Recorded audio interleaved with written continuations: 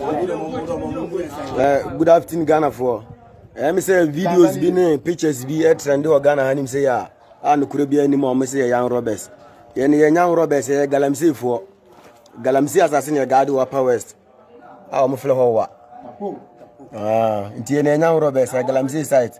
Na nyama bi koswa yantiase. Me say young robbers. Yeni robin na koso nimu bibia.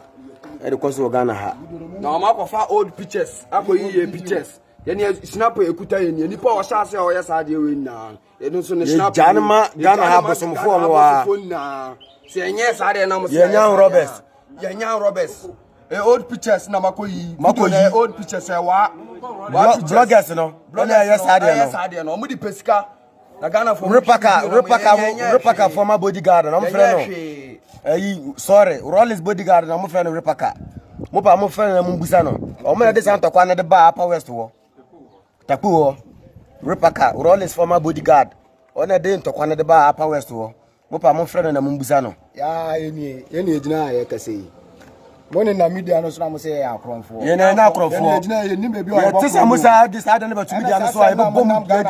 Ye sham ba 1 week mu nyina obi abewu. Wo suani e. Wo suani e mo snap ni. Wo blogger na de enam. A o de edi sika no. Ye jaama nsawe ene snap e be jago.